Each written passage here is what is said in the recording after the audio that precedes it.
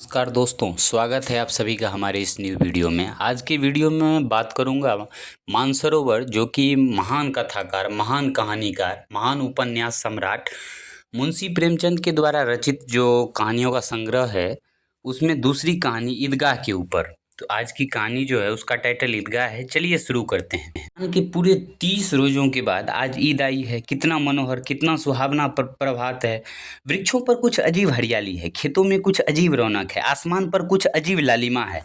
आज का सुर्ख देखो, कितना प्यारा, कितना शीतल है, मानो संसार को ईद की बधाई दे रहा है। गाँव में कितनी हलचल है, ईदगाह जाने की तैयारियां हो रही है। किसी के कुर्ते में बटन नहीं है, पड़ोस के घर से सुई धागा लेने दौड़ा जा रहा है। किसी के जूते करे हो गए हैं, उनमें तेल डालने के लिए तेली के घर भाग जाता है। जल्दी जल्दी बैलों को सानी पानी दे दें, ईदगाह से लौटते लौटते दोपहर हो जाएगी। 30 कोस का पैदल रास्ता, फिर सैकड़ों आदमियों से मिलना भेंटना, दोपहर के पहले लौटना असंभव है। लड़के सबसे ज़्यादा प्रसन्न हैं। किसी ने एक रोज़ा रखा है, वह भी दोपहर तक, किसी ने वह भी नहीं।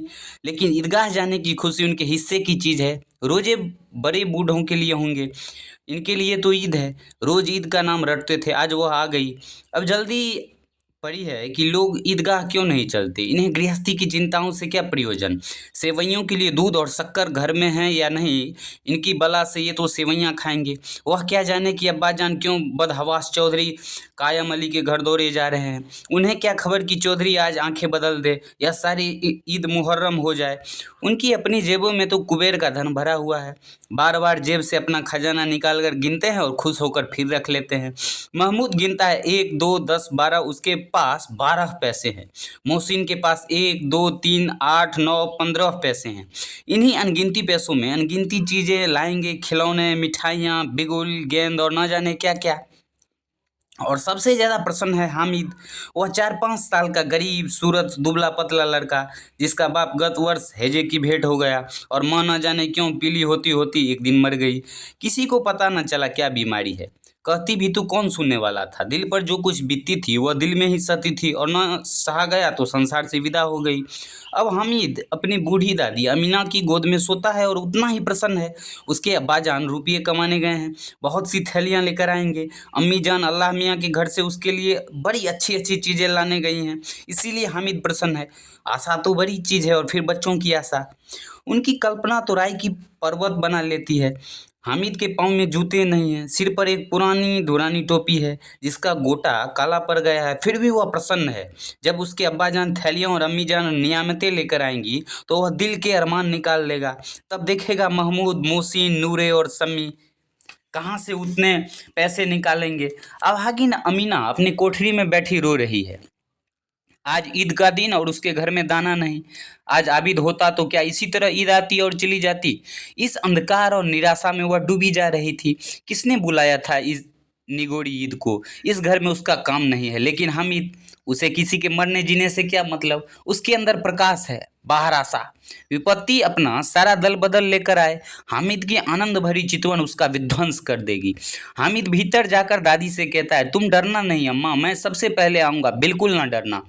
अमीना का दिल कचोट रहा है। गांव के बच्चे अपने अपने बाप के साथ जा रहे हैं। हामिद के बाप अमीना के सिवा और कौन है।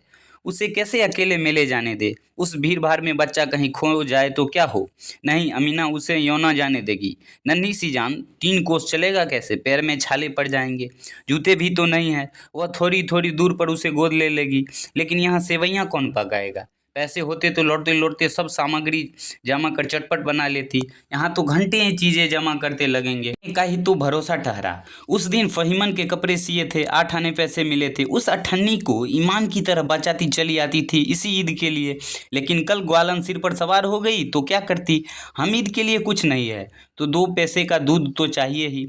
अब तो कुल 2 आने पैसे बच रहे हैं। 3 पैसे हामिद के जेब में, 5 अमीना के बटवे में। यही तो बिसात है और ईद का त्योहार। अल्लाह ही बेड़ा पार लगावे। धोबन और नाइन और रानी और चूड़ी हारिन सभी तो आएंगी, सभी को सेवैयाँ चाहिए और थोड़ा किसी को आंखें नहीं लगता, किस किस से मुंह चुराएंगी। और मुंह क्यों चुराए, साल भर का त्योहार है, जिंदगी खैरियत से रहे। उनकी तकदीर भी तो उसी के साथ है, बच्चों को खुदा सलामत रखे, ये दिन भी कट जाएंगे। गांव से मेला चला और बच्चों के साथ हामिद भी जा रहा था। कभी सबके सब दौड़ कर आगे निकल जाते, फिर किसी पेड़ के नीचे खड़े होकर साथ वालों का इंतजार करते। ये लोग इतना धीरे धीरे चल रहे हैं, हामिद के पैरों में तो जैसे पर लग गए हैं। वह कभी थक सकता है। शहर का दामन आ गया। शहर के दोनों ओर अमीरों के बगीचे हैं, पक्की चारदीवारी बनी हुई है, पैरों में आम और लीचियां लगी हुई है। कभी कभी कोई लड़का कंकड़ी उठाकर आम पर निशाना लगाता है, माली अंदर से गाली देता हुआ निकलता है। लड़के वहां से एक फरलांग पर हैं, खूब हंस रहे हैं, माली को कैसे उल्लू बनाया है। बड़ी बड़ी इमारतें आने लगी। यह अदालत है, यह कॉलेज है, यह क्लब घर है। इतने बड़े कॉलेज में कितने लड़के पढ़ते होंगे। सब लड़के नहीं हैं जी, बड़े आदमी हैं सच। उनकी बड़ी बड़ी मूछ हैं, इतने बड़े हो गए अभी तक पढ़ते जाते हैं। ना जाने कब तक पढ़ेंगे और क्या करेंगे इतना पढ़कर। हामिद के मदरसे में दो तीन बड़े बड़े लड़के हैं, बिल्कुल तीन कोड़ी के, रोज मार खाते हैं, काम से जी चुराने वाले। इस जगह भी उसी तरह के लोग होंगे और क्या। क्लब घर में जादू होता है सुना है, यहाँ मुर्दों की खोपड़ियाँ दौड़ती है और बड़े बड़े तमाशे होते हैं, पर किसी को अंदर नहीं जाने देते। और यहाँ शाम को साहब लोग खेलते हैं, बड़े बड़े आदमी खेलते हैं, मूंछों दाढ़े वाले, और मेमे खेलती हैं सच। हमारी अम्मा को वह दे दो, क्या नाम है, बैट, तो उसी पकड़ ही ना सके, घुमाते ही लुढ़क ना जाए। महमूद ने कहा, हमारी अम्मी जान का तो हाथ कांपने लगे, अल्लाह कसम। मोहसिन बोला, अम्मी मनो आटा पीस डालती है, जरा सा बैट पकड़ लेंगी तो हाथ कांपने लगे। सैकड़ों घरे पानी रोज निकालती हैं, 5 घरे तो तेरी भैंस पी जाती हैं। किसी मेम को एक घड़ा पानी भरना पड़े तो आंखें तले अंधेरा आ जाए। महमूद, लेकिन दौड़ती तो नहीं, उछल कूद तो नहीं सकती। मोहसिन, हाँ उछल कूद नहीं सकती, लेकिन उस दिन मेरी गाय खुल गई थी और चौधरी के खेत में जा पड़ी थी, तो अम्मा इतनी तेज दौड़ी कि मैं उन्हें न पा सका। सच। आगे चले, हलवाइयाँ की दुकान शुरू हुई, आज खूब सजी हुई थी। इतनी मिठाइयाँ कौन खाता है, देखो ना, एक एक दुकानों पर मनी होंगी। सुना है रात को जिन्नात आकर खरीद ले जाते हैं। अब्बा कहते थे कि आधी रात को एक आदमी हर दुकान पर जाता है और जितना माल बचा होता है वह तुलवा लेता है और सचमुच के रुपये देता है, बिल्कुल ऐसे ही रुपये। हामिद को यकीन ना आया, ऐसे रुपये जिन्नात को कहाँ से मिल जाएंगे। मोहसिन ने कहा, जिन्नात को रुपयों की क्या कमी, जिस खजाने में चाहे चले जाए, लोहे के दरवाजे तक उसे नहीं रोक सकते जनाब। आप हैं किस फेर में, हीरे जवाहरात तक उनके पास रहते हैं, जिससे खुश हो गए उसे टोकरों जवाहरात दे दिए। अभी यही बैठे हैं, 5 मिनट में कहो कलकत्ता पहुंच जाएं। हामिद ने फिर पूछा, जिन्नात बड़े, बहुत बड़े बड़े होते होंगे। मोहसिन, एक एक आसमान के बराबर होता है जी। जमीन पर खड़ा हो जाए तो उसका सिर आसमान से जा लगे, मगर चाहे तो एक लोटे में भी घुस जाए। हामिद, लोग उन्हें कैसे खुश करते होंगे, कोई मुझे वह मंत्र बता दे तो एक जिन्न को खुश कर लूं। मोहसिन, अब यह तो मैं नहीं जानता, लेकिन चौधरी साहब के काबू में होते से बहुत से जिन्नात हैं। कोई चीज़ चोरी हो जाए, चौधरी साहब उसका पता लगा देंगे और चोर का नाम भी बता देंगे। जुमराती का बछवा उस दिन खो गया था, 3 दिन हैरान हुए, कहीं न मिला। तब झक मार कर चौधरी के पास गए। चौधरी ने तुरंत बता दिया कि मवेशी खाने में है, और वहीं मिला। जिन्नात आकर उन्हें सारी जहान की खबरें दे जाते हैं। अब उसकी समझ में आ गया कि चौधरी के पास क्यों इतना धन है और क्यों उनका इतना सम्मान है। आगे चले, यह पुलिस लाइन है, यही सब कांस्टेबल कवायद करते हैं। रैटन फाइको रात को बेचारे घूम घूम कर पहरा देते हैं, नहीं चोरियां हो जाए। मोहसिन ने प्रतिवाद किया, यह कांस्टेबल पहरा देते हैं, तभी तुम बहुत जानते हो। अजी हजरत, यही चोरी कराते हैं। शहर के जितने चोर डाकू हैं सब इनसे मिले हुए रहते हैं। रात को ये लोग चोरों से तो कहते हैं चोरी करो, और आप दूसरे मोहल्ले में जाकर जागते रहो पुकारते हैं। जब इन लोगों के पास इतने रुपये आते हैं, मेरे मामू एक खाने में कांस्टेबल हैं, 20 रुपया महीना पाते हैं, लेकिन 50 रुपये घर भेजते हैं, अल्लाह कसम। मैंने एक बार पूछा था कि मामू आप इतने रुपये कहाँ से पाते हैं, हंसकर कहने लगा, बेटा अल्लाह देता है। फिर आप ही बोले, हम लोग चाहे तो एक दिन में लाखों मार लाएं, हम तो इतना ही लेते हैं जिसमें अपनी बदनामी ना हो और नौकरी ना चली जाए। हामिद ने पूछा, लोग चोरी करवाते हैं तो इन्हें कोई पकड़ता नहीं। मोहसिन उनकी नादानी पर दया दिखाकर बोला, अरे पागल, इन्हें कौन पकड़ेगा? पकड़ने वाले तो यह खुद हैं, लेकिन अल्लाह इन्हें सजा भी खूब देता है। हराम का माल हराम में जाता है। थोड़ी ही दिन हुए मामू के घर में आग लग गई। सारी लई पूंजी जल गई, एक बर्तन तक न बचा। कई दिन पेड़ के नीचे सोए, अल्लाह कसम पेड़ के नीचे। फिर न जाने कहाँ से 100 कर्ज आए तो बर्तन बाहर आए। हामिद, 100 तो 50 से ज्यादा होते हैं। कहाँ 50, कहाँ 100? 50 एक थैली भर होता है, 100 तो 2 थैलियां भी न आवे। अब बस्ती घनी होने लगी थी।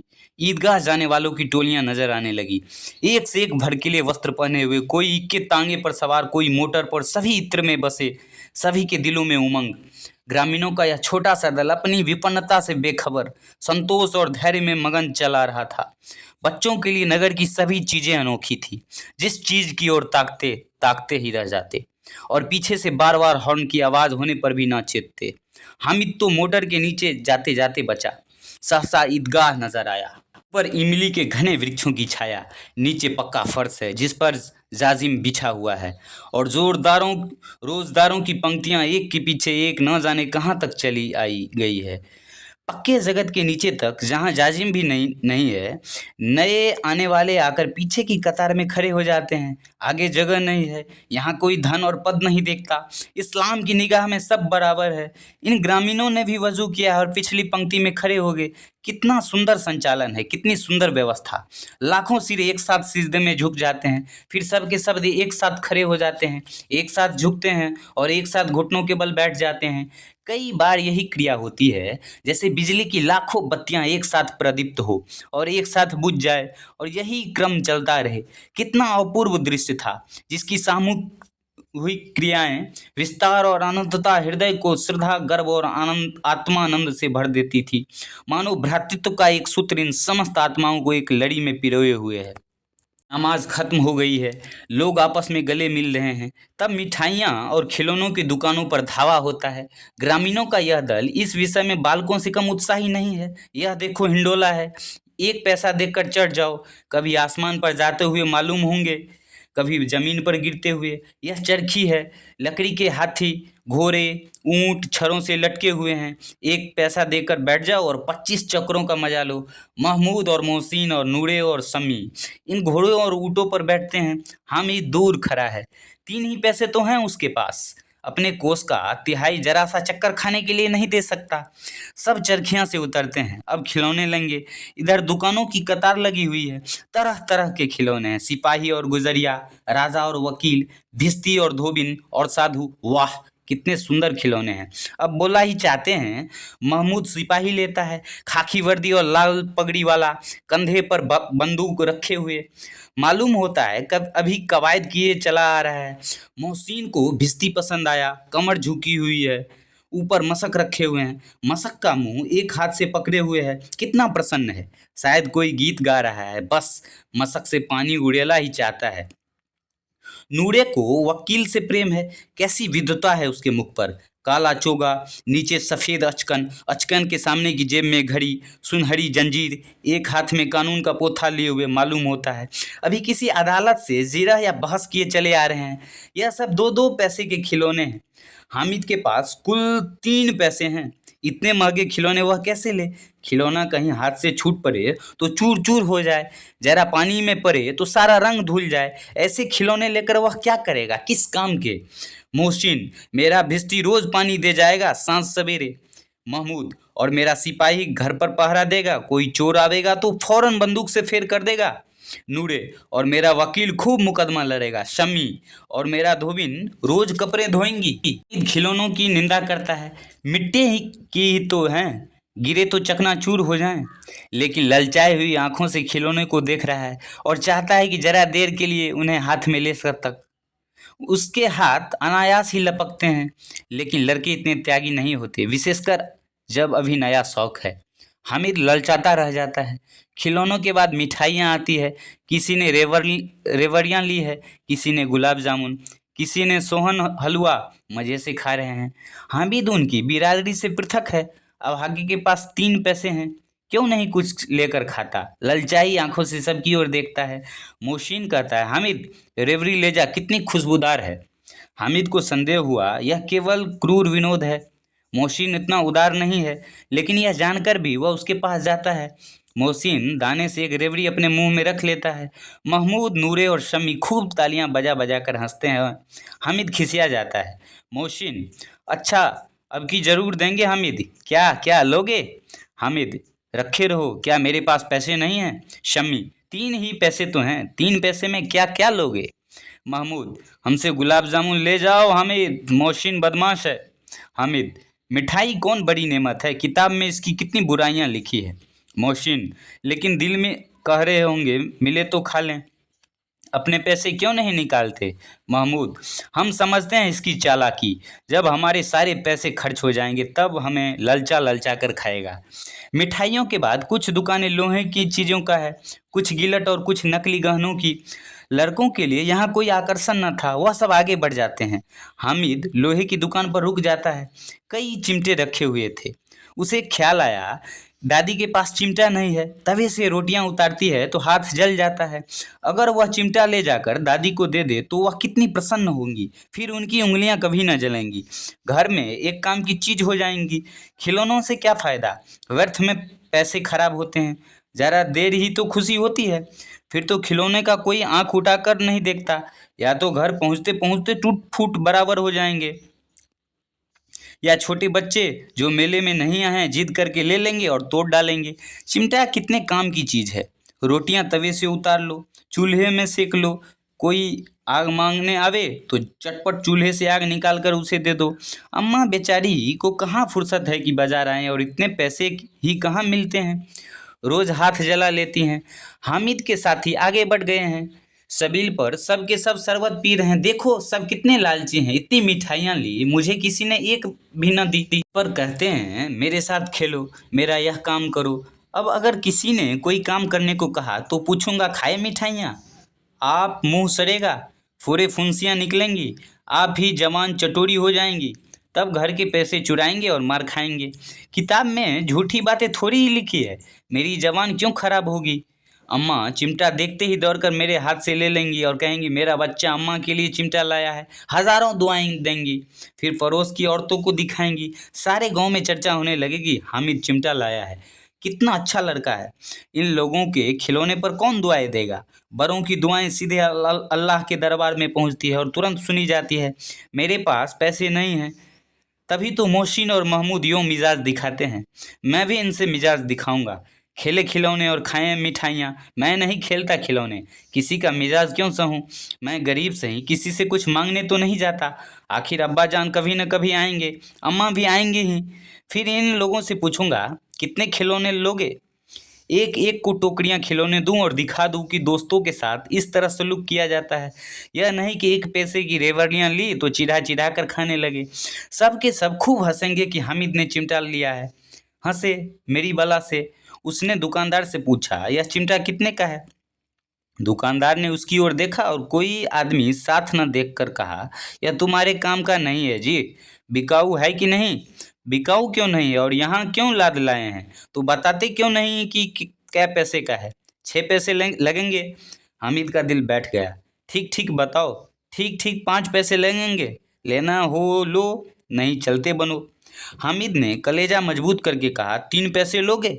यह कहता हुआ वह आगे बढ़ गया कि दुकानदार की घुड़कियां न सुने, लेकिन दुकानदार ने घुड़कियां नहीं दी, बुलाकर चिमटा दे दिया। हामिद ने उसे इस तरह कंधे पर रखा मानो बंदूक है, और शान से अकड़ता हुआ संगियों के पास आया और जरा सुने सब के सब यहाँ क्या आलोचना करते हैं। मोहसिन ने हंसकर कहा यह चिमटा क्यों लाया पगले, इससे क्या करेगा? हामिद ने चिमटे को जमीन में पटक कर कहा जरा अपनी भिश्ती जमीन पर गिरा दो, सारी पसलियां चूर चूर हो जाए बच्चा की। महमूद बोला तो यह चिमटा कोई खिलौना है? हामिद, खिलौना क्यों नहीं, अभी कंधे पर रखा बंदूक हो गई, हाथ में लिया फकीरों का चिमटा हो गया। चाहूँ तो इससे मजीरे का काम ले सकता हूँ, एक चिमटा जमा दूँ तो तुम लोगों के सारे खिलौने की जान निकल जाए। तुम्हारे खिलौने कितने ही जोर लगावे वे मेरे चिमटे का बाल भी बाका नहीं कर सकते। मेरा बहादुर शेर है चिमटा। सम्मी ने खंजरी ली थी, प्रभावित होकर बोला मेरी खंजरी से बदलोगे? 2 आने की है। हामिद ने खंजरी की ओर उपेक्षा से देखा। मेरा चिमटा चाहे तो तुम्हारी खंजरी की पेट फाड़ डाले। बस एक चमड़े की झिल्ली लगा दी, डब डब बोलने लगी, जरा सा पानी लग जाए तो खत्म हो जाए। मेरा बहादुर चिमटा आग में, पानी में, तूफान में बराबर डटा खड़ा रहेगा।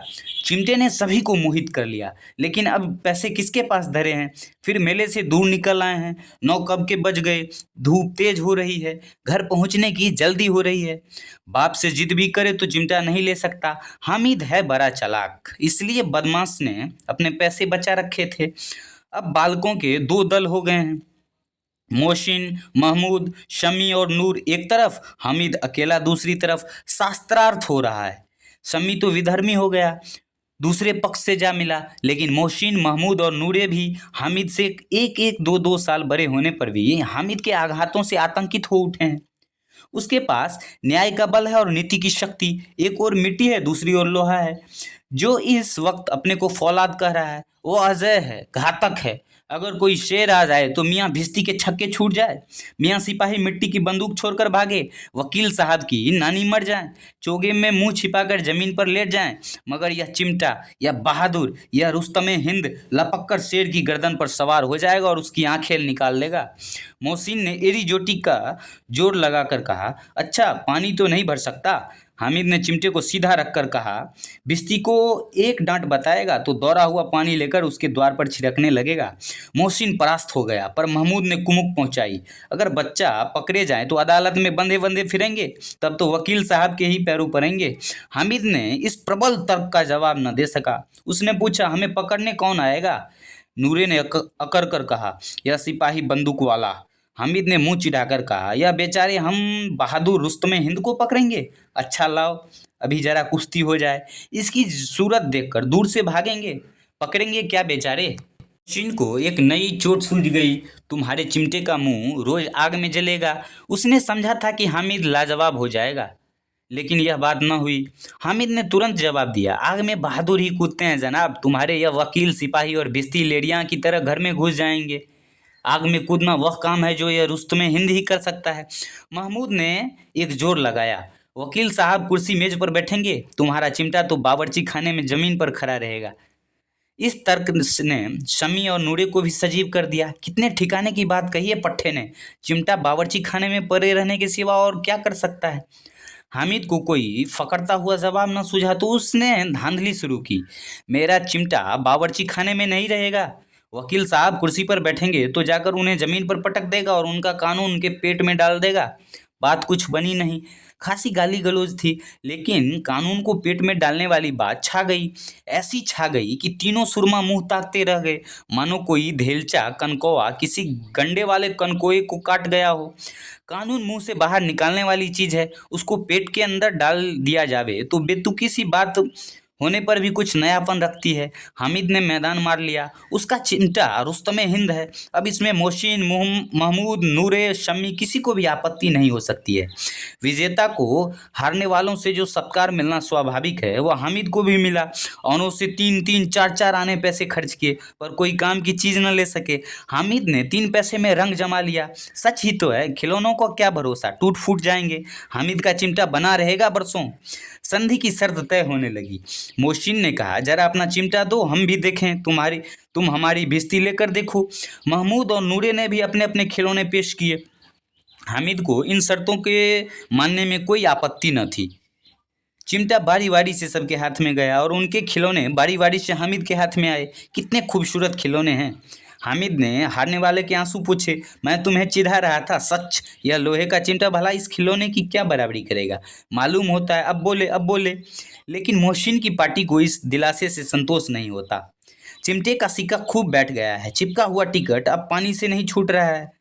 मोहसिन, लेकिन इन खिलौने के लिए कोई हमें दुआ तो न देगा।